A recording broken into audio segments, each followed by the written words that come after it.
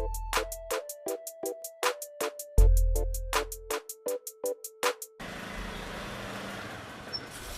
કૌશલ,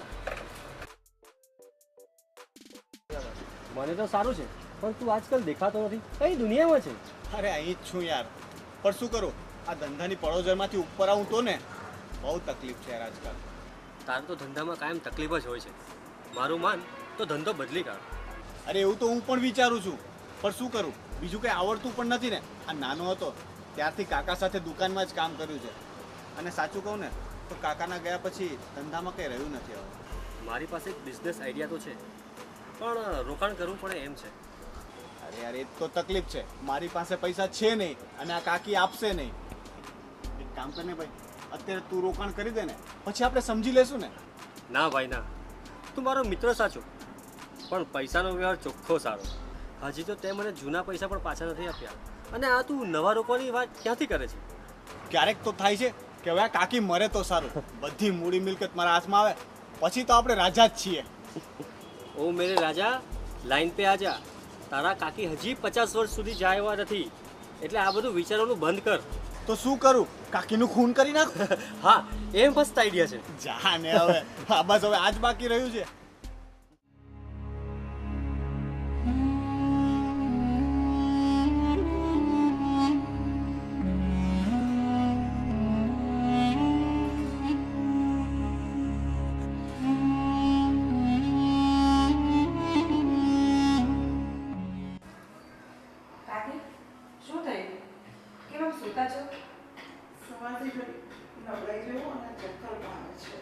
તો મને કહેવાય ને, હું કાળ બનાવી આપત.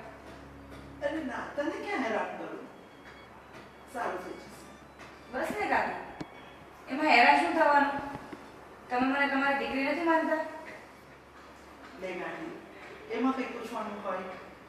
તું મારી દીકરી જ છો. મારે કોઈ પરિવાર છે ખરો? તું અને કૌશલ જ છો મારો પરિવાર.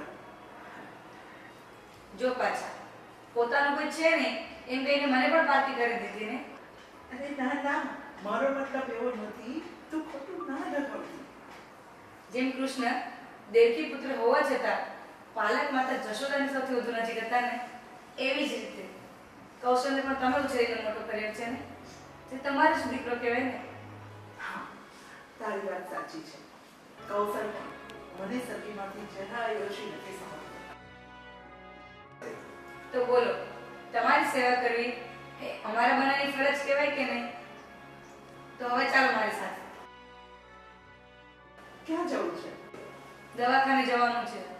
આજકાલ તમારી તબિયત બહુ વીક રહી છે, આપણે ડોક્ટરને બતાવી આવીએ. સારું, ક્યારે જવું છે? હું થોડું ઘરનું કામ બતાવી લઉં પછી જઈએ. અને એ પહેલા હું તમને થોડું ઉકાળ બનાવી આપું છું. સારું સારું.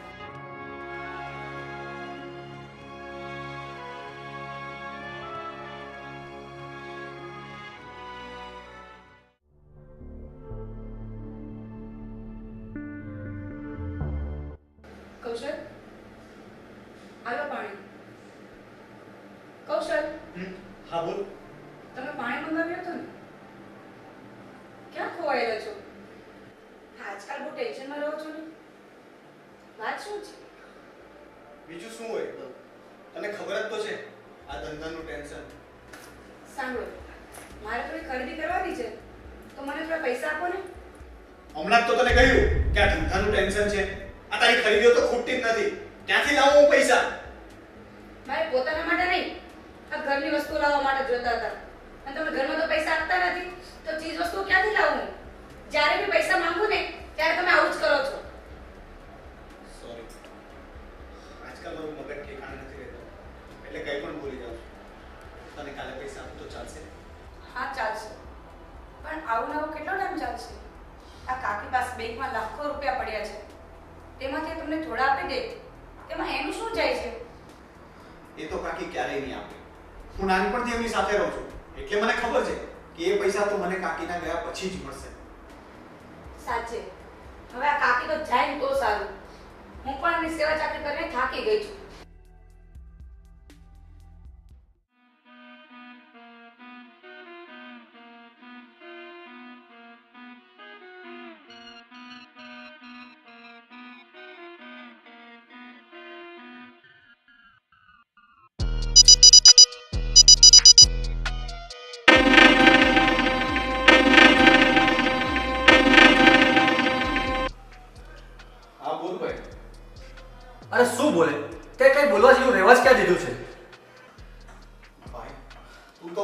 સમજ.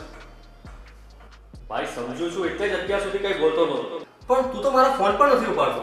આ તો પૈસા દઈને દુશ્મન થવા જેવું થયું. ના ભાઈ ના, તું તો એક મારો સાચો મિત્ર છે. તું ગુસ્સે ન થા પ્લીઝ. અરે એ બધું છોડ, તું પૈસા ક્યારે આપે છે?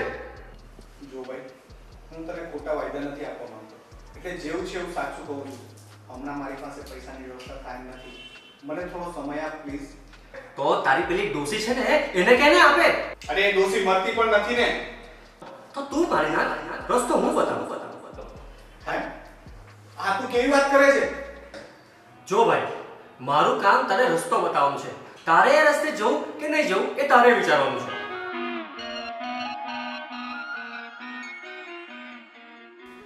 સારું, બોલ શું રસ્તો છે?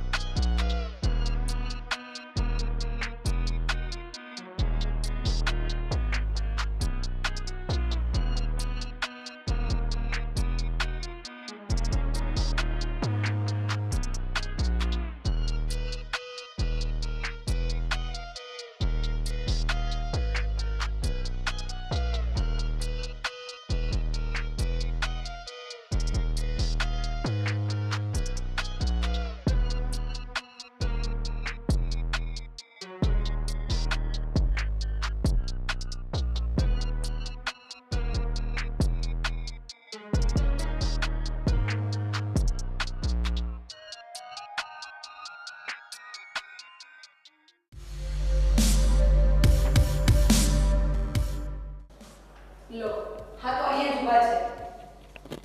ક્યાં તમને ફોન કરી હતી? ક્યાં હતા તમે? દવા લેવા. દવા? શું થયું તમને? મને કાંઈ નથી થયું. તો દવા તમે કેમ લેવા ગયા હતા? આપણા બધા ટેન્શન અને દુઃખની દવા લેવા ગયા હતા. હું કઈ સમજી નહીં. આ જોયું છે? આમાં ઝેર છે. હા, તમે શું બોલો છો? મારું એ કઈ ઉપાય નથી. મેં કેમ મરવાની વાત કરી? તો પછી આ ઝેર શા માટે? મારવા માટે. પણ કોને? આપણા પ્રિય કાકીને. આમાં જોઈએ, કાકીની દવામાં દરરોજ થોડું થોડું કરીને ઉમેરતી રહે છે. એટલે થોડા સમયમાં આ બધી પ્રોપર્ટી આપણી. અને પછી આપણે બંને જેલમાં. ના સ્વીટી, કોઈ જેલમાં નહીં જાય. આ જે છે ને, કાકીને એમ નહીં મારે, ધીમે ધીમે કરીને મારશે. અને કદાચ પોસ્ટમોર્ટમ પણ થશે ને, તો એમાં પણ કાંઈ નહીં આવે. એટલે તું ચિંતા ના કર.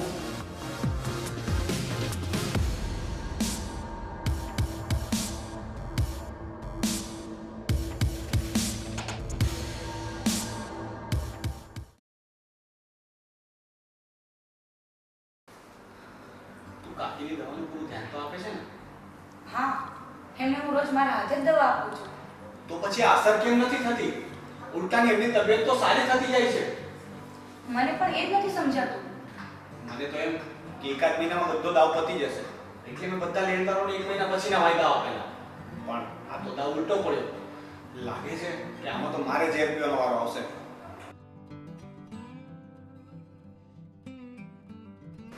અરે રાજભાઈ, આવો આવો. કેમ છે ભાઈ આ બધું છોડ. તું આજે મને કહીશ ને કે તારે પૈસા આપવા છે કે નહીં? આપવાના જોઈએ ને. તો ક્યારે? હવે તો મારે આ ઉઘાડીને ઘરે આવવું પડ્યું. અને તને ખબર જ છે ને કે હું ખાલી હાથ પાછો નથી જતો. મને થોડો સમય આપ. તારી આપેલી દવા ચાલુ જ છે. એ બધું મારે નથી જોવાનું. મને તો મારા પૈસાથી મતલબ છે. કૌશલ, આ કોણ છે? હું કૌશલનો જૂનો મિત્ર અને એનો જૂનો લેણદાર છું. તમારો ભત્રીજો મારા પૈસા ખાઈ ગયો છે. રાજ, બોલવામાં ધ્યાન રાખજે. તું મારા જ ઘરમાં મારું અપમાન કરે છે. ઓહો, સાહેબનું અપમાન થઈ ગયું. તો સાહેબ મને મારા પૈસા આપી દો એટલે હું માનથી ચાલુ જાઉં. સાલો લુખ્ખો. રાજ, હવે હદ થાય છે. ભાઈ તમે જે હોય તે મારા ઘરે આવીને કૌશલ સાથે તમે આવી રીતે વાત નહીં કરી શકો. તમે આનો પક્ષ લો છો?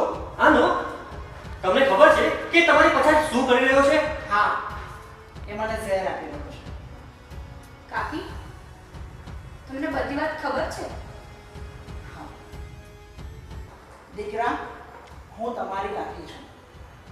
મેં તમારી બંનેની વાતો સાંભળી લીધી અને એટલે જ તું જે દવા લાવતી, જે શીશીમાં ભરતી તે હું બદલી નાખતી. તું મને રોજ દવા આપીને ખુશ રહેતી હતી કે આ કાકી કરે, પણ આ કાકી એમ જાય એમ નહીં. કાકી, અમને માફ કરી દો, અમારાથી ભૂલ થઈ ગઈ. હું તને માફ જ કરી દેવાની હતી, પણ તું સામેથી આવીને માફી માંગતે ને તો મને એમ કે તને તારી ભૂલનો અહેસાસ થશે અને તું આવીને માફી માંગતે, પણ એ તક પણ તે ગુમાવી દીધી છે. રાજ, કાલે તને તારા પૈસા મળી જશે અને કૌશલ, તમે બંને તમારો સામાન પેક કરો અને કાલે આ ઘરથી રવાના થઈ જાઓ અને બીજી વ્યવસ્થા કરી દેવાની. આ ઘરમાં તમારા માટે કોઈ ચિંતા નથી.